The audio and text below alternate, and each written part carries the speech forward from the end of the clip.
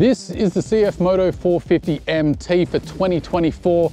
Has to be one of the most hotly anticipated small displacement adventure bikes out on the market at the moment, particularly if my comment section and your enthusiasm for this bike is anything to go by.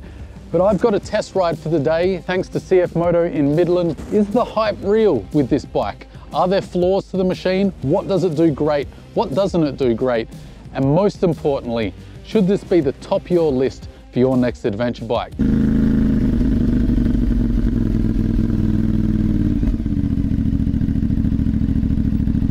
The word of the day has to be surprising. I'm surprised about the quality, I'm surprised about the performance, I'm surprised about how good it looks, how good it sounds, especially with this IXL pipe on the back.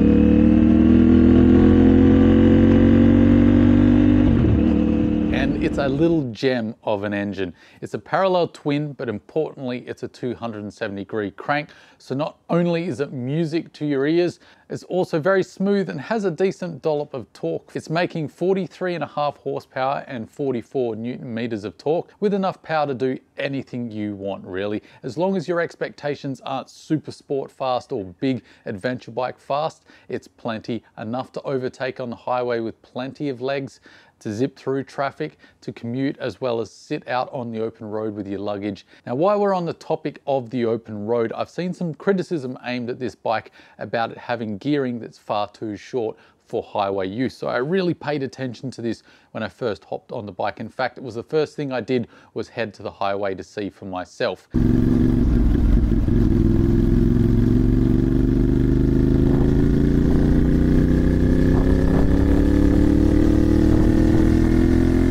Now, it might just be my riding history. I've had a lot of bikes with fairly short gearing in the past. My Harley Davidson Iron 1200 was an absolute dog out on the open road. I have also had a whole pile of single cylinders. Currently, my daily is the CRF 300L.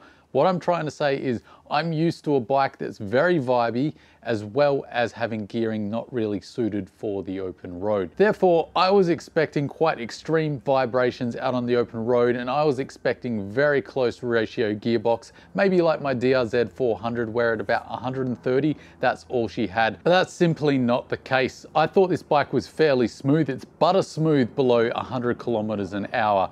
Once you hit about 110, you do start to notice the vibrations a little. And I think that's partly because the bike is so incredibly smooth below those speeds. So once you creep above 110, the vibes are definitely there, but it's certainly not to any degree where you think, you know what, this is starting to become too much. It's in fact a lot less than the Scrambler 400X that I rode recently, where the vibes are very, very noticeable at those speeds. This twin cylinder 450 MT, I think it's going to be fine for most people. And the flip side of that too with the gearing is, while it might not be absolutely perfect for the highway, and you might run out of legs, say, a little bit earlier than a CB500X, which is direct competition for this bike, it's going to have far superior gearing in the dirt.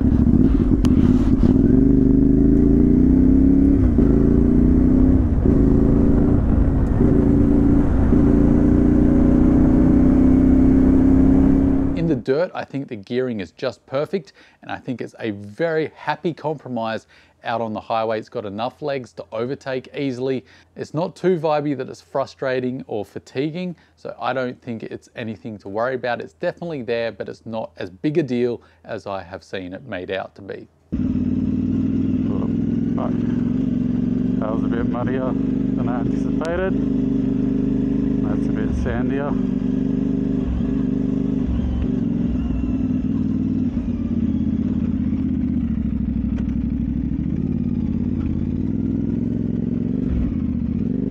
Next up, let's talk about the weight. There's been a little bit of confusion on this. CFMoto did misrepresent the weight in Europe, I believe, where they listed it as 175 kilograms, wet, which would have been absolutely amazing. We would have all declared this the unanimous unicorn if that was the case. But no, that's the dry weight. The wet weight of this bike with a full 17.5 litre fuel tank is 195 kilos. So that is much more realistic and about on par with the other twin cylinder small displacement adventure bikes on the market and some of the singles as well. How did that weight feel? Because I know some people will be disappointed that it's not lighter and therefore not capable off-road. Admittedly, it probably would get a bit too much in the difficult off-roads. If you're taking this into the single track, there's certainly better bikes to do that on lighter bikes. But for regular adventure bike use, it's fine. It's lighter than most adventure bikes on the market. I was actually fairly impressed. It feels significantly lighter than the Tenere 700, even though it's only about 10 kilos lighter. And that's because of its ride height as well as it's not as top heavy. So I thought it actually handled pretty decently off-road. And on-road is actually a benefit out on the open highway. I didn't get buffeted around. I didn't feel like this was a tiny bike that was just swaying in the wind and getting buffeted by the trucks. As I was passing, this felt solid, planted. I would be more than happy to chuck my bags on the back and do a multi-day trip on this bike. While we're on the topic of the fuel, it's 17.5 litre petrol tank, as I mentioned, which is pretty decent for the category size. So CFMoto are claiming you should be able to see about 400 kilometers of range, but it really will depend on how easy you are on the throttle.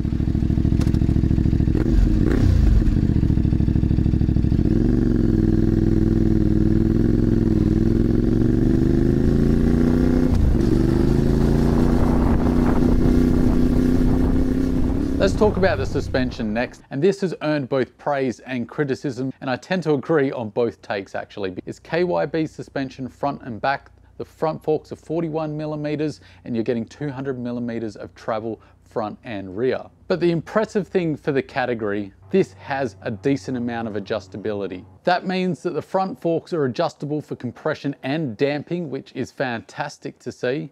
And the rear, of course, has got preload adjustability as well as compression and rebound. So those are features we don't see at this end of the market, at least not that amount of adjustability, except for the KTM 390 Adventure. Now, there is also a fair criticism that I experienced immediately when I hit the road, and that's that the suspension is set up pretty harsh. I would say that the suspension is set up for a rider that's 80 kilos plus. It isn't the end of the world, as I'll talk about, because of course the suspension is basically fully adjustable. So you should be able to adjust it to your preferred settings. But straight out of the box, I think this bike's probably set up for a rider that's hovering around 85 kilos and over. It really is quite firm. I'm not a heavy enough rider to really get myself into the sweet spot for how the suspension was set up. So I really noticed all the harsh bangs and crashes off-road. It really was the kind of experience where you can feel your fillings rattling out of your head. Now, on the general corrugations off-road, it was fine. It glided over those pretty well. The harshness comes particularly with those short, sharp hits. But as I said, if this was my bike, I would just take it to a suspension specialist, have them tune it for my weight, and happily go on my merry way. This wouldn't be something that would affect my purchasing decision. Let's talk about the looks of this bike. I think they've absolutely nailed this. CFMoto did not hold back on the looks. This is an aggressive looking adventure bike. It's not too overdone either, and that's an important part for me. You can call me vain, but if I'm not attracted to the motorcycle, then I really don't connect with it in the same way as I do if I have a bit of an uggo for a motorcycle. Now, of course, I can still love them for the utilitarian purpose of a dual sport, but it is nice to have a bike that you're just happy to look at and admire when you do pull up at the cafe for your adventure latte. So I love the looks of this bike, but I'd love to know your thoughts. So let's talk about the overall design and how all the components come together and whether they do feel premium or not, or whether you can tell that you're on a Chinese motorcycle. And surprisingly, the answer for me is I would say the quality is on par with the CB500X, the KTM 390 Adventure, Kawasaki's Versys 300, any other small displacement adventure bike. Talking about fantastic looks, I've got to talk about the great looking footage here. This video is sponsored by Insta360 and their brand new X4, which I use to get a lot of these amazing shots and angles that you see in this video. It really has brought a whole new look and a whole new dynamic. There's a few great features that I really like about the X4 in particular as well. The first is that 8K 30 frames per second in 360-degree view, because if you're using it in 360 mode, not only does that mean you're never going to have a camera angle that doesn't work, because you can just balance it out, swing it around and get the perfect shot without having to mount the camera just right, but it also means that you can zoom in on a shot. And because you're at 8K, if you crop in, you'll still be at 4K ultra high def for a lot of your shots. And that means they will still look amazing and crisp. The second thing I love are the lens protectors. Being the Muppet that I am, I can't tell you with my X3 that doesn't have lens protectors, how many times I've almost ruined that camera because I'm not concentrating. I get off the bike after a long ride, I'm tired, I've got lots of things to think about. I get to the cafe, I grab the camera, which I have a cover for to protect the lenses, but it's sitting in my pocket because old knobhead here has forgot to put it on. And then I put the camera down on the counter, not thinking. And the X4 has lens covers that just click straight in, saving my camera from the stupidity that is me. And the third thing I love about this camera is the battery changing experience. That might seem like the dumbest thing in the world, but on a daily basis, where not only do I have to concentrate on staying upright and not getting hit by a car on my motorcycle, but I've also got all this camera equipment to worry about and audio equipment. So things that can make my life easier and that are streamlined is a really big focus of mine. And changing the battery on this camera is just such an easy process. It's the best battery setup I've had on any action camera to date. You just two little tabs, boom, it's out, slap another one in and you're on your way. And I cannot tell you how much of a life improvement that is. Links are in the description box down below. And again, a big thank you to Insta360 for sponsoring this video.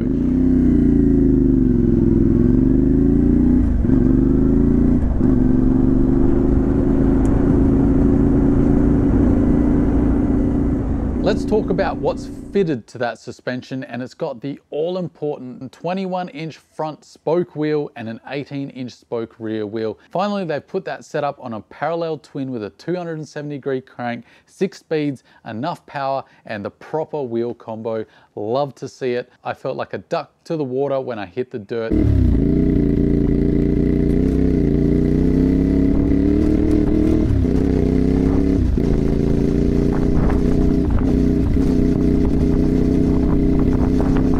My preferred setup. It just felt natural and right, and everything was in its place. And on top of all that, these are tubeless too, so there's no fiddling around with a tube.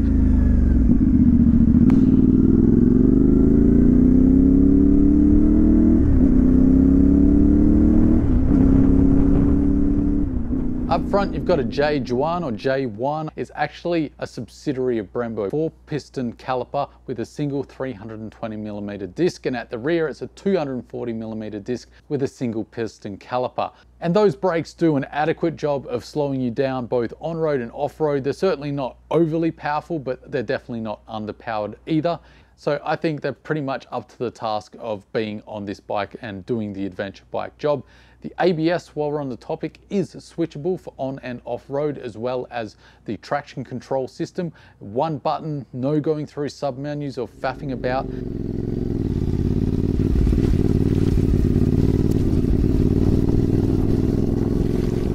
Let's talk about the comfort of the bike, because that is really important on an adventure bike. A lot of bums are going to be doing long distances on this with a lot of gear in faraway places. So you want to be comfortable so that you have the least amount of fatigue possible. I'm roughly 182 centimeters tall, so average height. And I found this bike pretty damn comfortable. Now, I will say is the seat was comfortable. I didn't have complaints about it at all. Plenty of room to move about on the bike. I never felt my bum being sore all through the day, but I did have regular stops, so I didn't get any long time where I was stuck in the bike for hours on end to find out how well it will do in a touring situation. But for general riding purposes, the seat was fine. The seating position itself I found acceptable as well on the road. You do feel like you're sitting in the bike rather than on top of the bike, so I'll talk about that in a bit. But on the road, that's quite a nice feeling, having everything surround you. The screen did a really great job of protecting me from the wind out on the open road, and you can just flick it down on that ratchet system when you hit the dirt, and it's down in the low settings, so you don't have to have any worry about it bashing you in the face if you do hit some sections that are crazy hard. Whilst we're on the topic of dirt and the seating position, that sitting position on the dirt is a little bit weird where you're sitting in the bike. I'm used to sitting on bikes in the dirt where you've got that rally, you're sitting on top of it in that commanding dual sport enduro stance. So that was a little bit different for me. I didn't particularly like it. It didn't create any problems for how the bike handled. It was me that felt a little bit out of place with that. So again, I think a rally seat for myself would have gone a long way to make myself feel like, yes, this is a proper off-road machine. But the CFMoto 450 MT is set up pretty decently straight out of the box to get into the dirt and have a good rider triangle for when you're standing up. So I was very impressed by that. But again, if you're a taller rider, you might want to think about risers or some slightly taller handlebars in the future.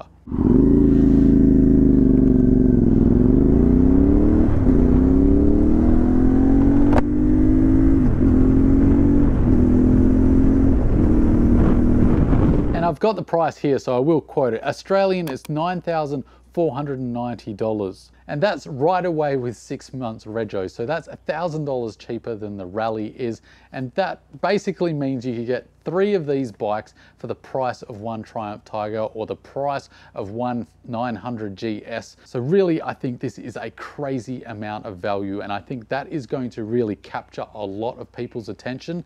And I believe this is a big reason why this bike is going to be so successful, because it has all the features of the bigger adventure bikes, which often the smaller adventure bikes don't get. They usually are missing one integral feature, whether it's the 21-inch front wheel, whether it's proper suspension for the off-road, whether it's a great sounding engine, or whether it's just basically it looks pig ugly and you really don't want to own it. Whatever the reason, they usually miss something in the small displacement market, but not here.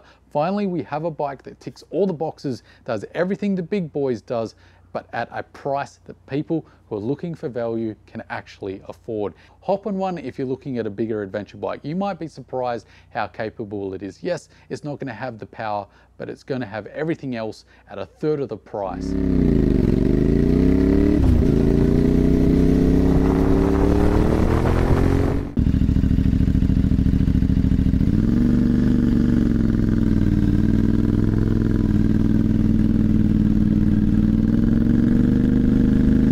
Let's talk about the snatchy throttle, because I've seen that as a criticism as well, but I'm happy to say this bike didn't have it, and that's for good reason. It has the updated fuel map from CFMoto, which is as easy as getting your phone, downloading the app, connecting the app to your bike and updating the fuel map in a matter of minutes. And mine was butter smooth from first to sixth gear. Ultimately, I think it's a non-issue.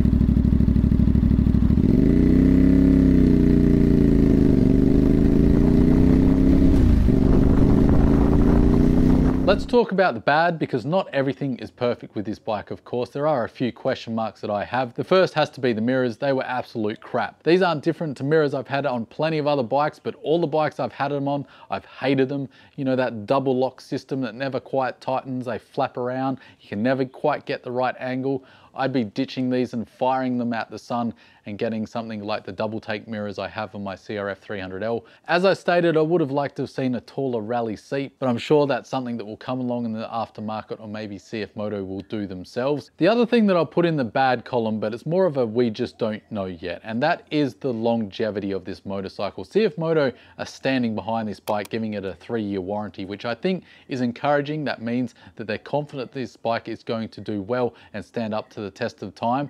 But we just don't know how this bike is going to fare in rugged, dusty, wet, muddy environments year after year. How's it going to stand up to that punishment? It's something we just don't know yet, and owners are going to have to find out for themselves. So it's certainly not necessarily a bad thing. It's just something I would be thinking about if you're looking at this bike. And at face value, everything seems to be of a quality with the rest of the competition, so I see no reason why it wouldn't be able to survive the same amounts of punishment that you might put through a KTM 390 Adventure, a CB 500X, a CRF 300 Rally. But the question does have to be asked. And the other gripe I have is the stiff suspension out of the box. I think they should have adjusted the suspension to be a little bit softer, just so it could accommodate the learners who might not know where to go to adjust their suspension, or might not even know that this suspension is adjustable, and they might just put up with that really stiff suspension if they're on the lighter side. But truly, this bike really didn't give me much to complain about.